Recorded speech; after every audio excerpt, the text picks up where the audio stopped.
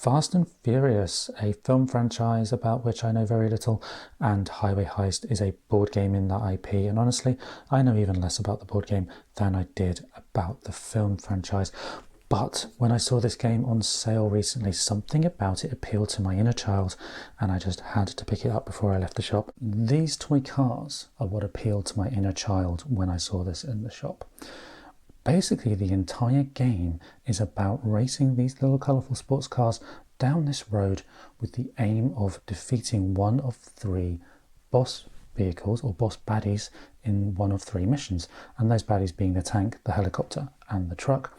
And what you're going to do is you're going to be driving these cars, and then you're going to get out of the cars, represented by these pegs, and jump from vehicle to vehicle as you recreate all those stunts in those action sequences.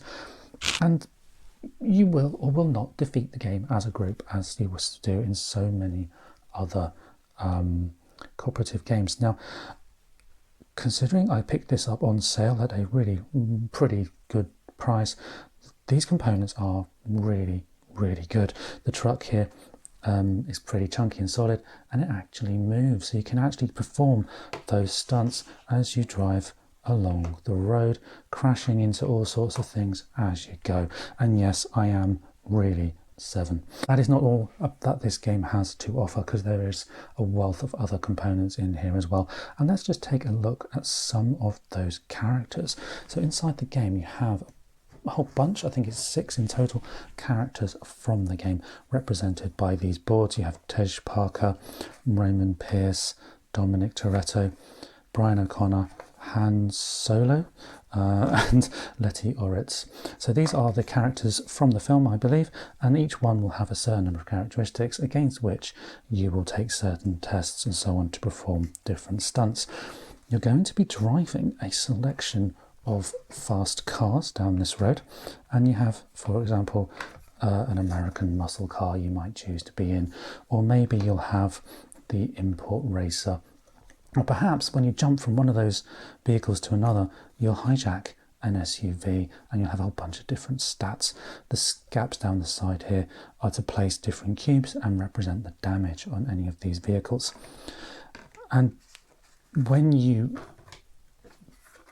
take your actions, and there's a whole bunch of different actions, you will move your player peg from one position to another, as I said, and they kind of come off and you can put them in different places with the aim of performing stunts.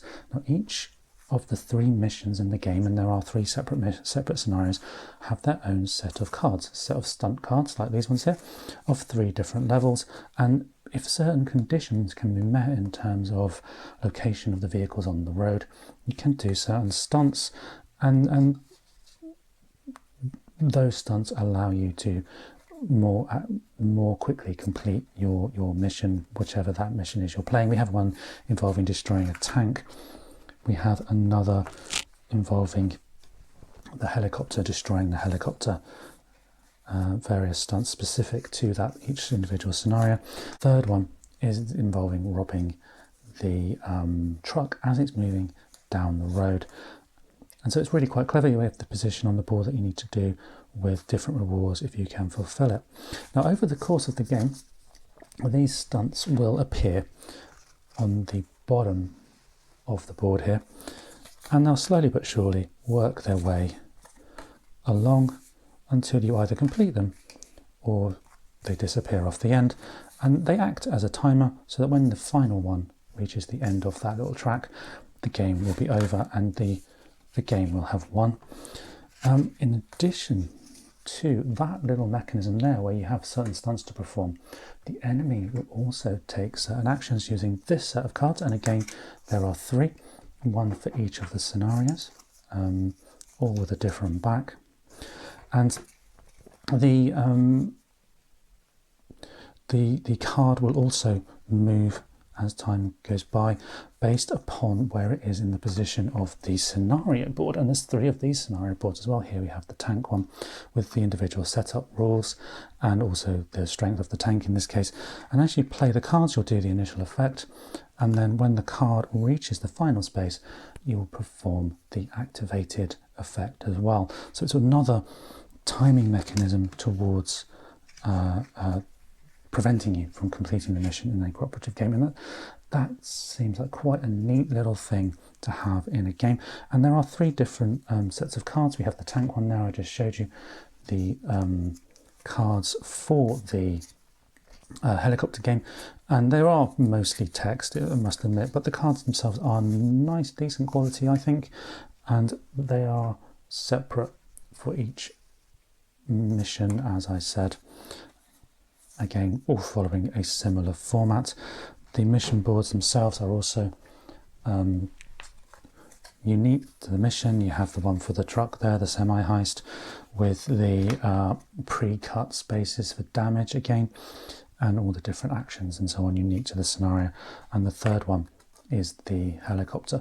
And these scenarios are progressively more complex. So they start with the tank, then the truck, and then the helicopter. In addition to the scenarios and all these cardboard components that I've just shown you, we have a bunch of things like reference cards, which give you all the different actions.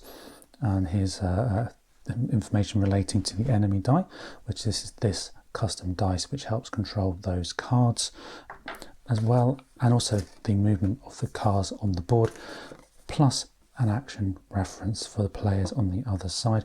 Basically, your turn is you take 2 actions, roll the dice, and apply the effects. That's basically how the game works. Some of those dice that you roll to take those tests that you may have to take as part of those actions are these other custom dice, and these are these nice big chunky dice with kind of like grenades or something on one side, and then these little dots, and you test your abilities using those dice against the stats on these cards. Certain characters have certain other tokens which will be unique to their character, and these are these nice similarly chunky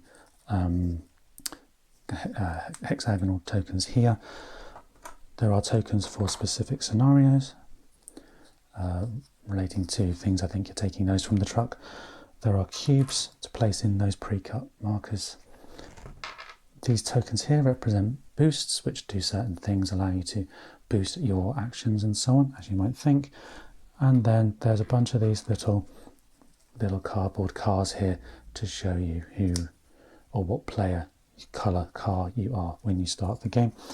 And then there's a bunch more of these little pegs, which, as I said, represent the characters, whether the enemy characters in grey or the player characters in the colours, jumping from vehicle to vehicle.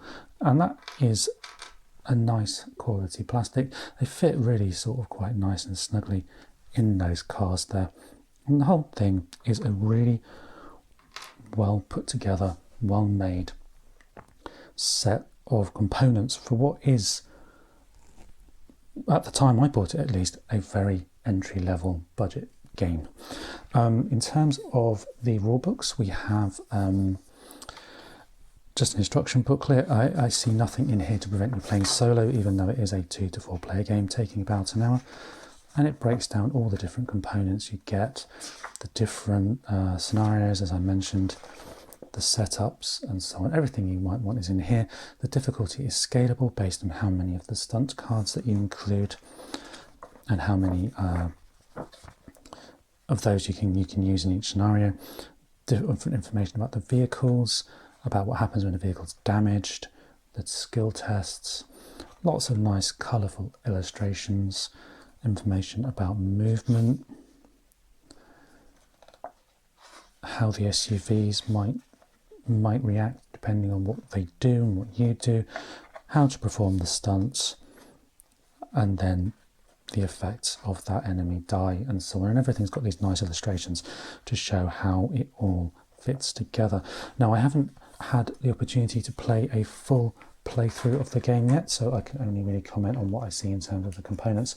But certainly if the going price that I paid for it is the standard price for this, then this is a very worthwhile game to pick up purely on the quality of the components alone, because in addition to the main book you also have these scenario guides as well.